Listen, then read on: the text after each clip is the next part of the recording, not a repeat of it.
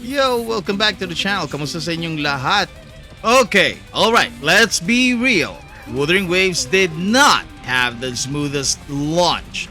In fact, it was so bad that if I had a Mora for every bug, crash, and questionable design choice, I'd have enough to S6 every 4-star in Wuthering Waves that came out on launch day. The game launched as a glorious disaster. One of those so bad it's kind of impressive moments in gaming history.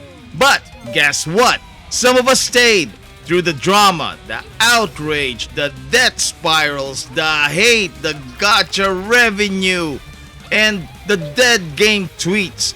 EOS, RIP, we stuck it out. We, the few, the stubborn, the players who refuse to admit we made a bad choice, have now been rewarded. Because Wuthering Waves 2.0 is actually very, very good. So good, in fact, that January sales tripled last month's total revenue. And that is according to Gacha Revenue itself. Thank you, Gateo! And this game went from flaming dumpster fire to multiple award nominations and victories. When this game launched, it was on life support. The bugs everywhere, the crashes relentless, the voice acting. Well, let's just say Yang Yang's original VA sounded like she was ASMR whispering her own resignation letter. But credit where credit is due. Kuro Games went full anime protagonist mode.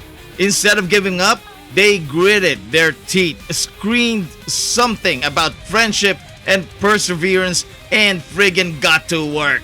They patched the game at lightning speed. They apologized publicly, which, let's be honest, is rare in Gacha land. They gave away a free 5-star character because nothing says we're sorry like bribing your player base. And somehow, 6 months later, this game went from unplayable to nominated for every major gaming award. But wait, there's more. Now, if there was one thing that held Wuthering Waves back, aside from the bugs and crashes, it was their marketing. Be honest, how many of you even knew this game existed before launch? Outside of the closed beta players and occasional hype tweet, Wuthering Waves was horribly marketed. Compared to the absolute marketing machines that are Hoyoverse's games, Kuro Games felt like they were operating out of a basement with a single Wi-Fi router. But guess what? All of that is changing. Instead of just dropping a random dev blog every patch, Wuthering Waves is now doing special broadcasts for every update. That's right, actual developer streams. This is a huge deal. Not only does this show confidence in the game, but it also means that Tencent's financing is finally kicking in. With Tencent backing them, Kuro Games has the resources to compete on a whole new level. We're talking bigger, better marketing campaigns, more frequent content teasers, more engagement with the community. The shift is crucial because Wuthering Waves has always had great gameplay, but if no one knows about it, what is the point? Now, with actual consistent live streams and marketing pushes, the game is finally being treated like a top-tier gacha instead of an underground niche pick. Sadly though, every time Wuthering Waves is mentioned, Hoya shills crawl out of the abyss to yell, "It's just a clone!" And look, I get it. Big open world gacha, anime characters, elemental stuff, yeah sure. But here's the thing, combat in Wuthering Waves actually feels good. And for those who have tried it, will attest to that. How many Genshin players have switched over to Wuthering Waves simply because of its unique combat system? This game isn't about waiting for cooldowns, it's about parries, perfect dodges, insane air combos, and actual skill. Some people even call it the anime version of Devil May Cry. And they're not wrong. There's literally a Virgil chair reference in game. If that doesn't scream, we know what we're doing, I don't know what does. So, this comeback, nobody expected it. But how did they do it? It's really simple. Kuro Games actually listened. They gave players a 120 FPS mode. Meanwhile, Hoyoverse still thinks 60 FPS is a luxury. They fixed voice acting lines. And they made the story actually engaging. And let's talk about version 2.0. Because this update basically saved the game. They started teasing content early instead of waiting for leakers to do it for them.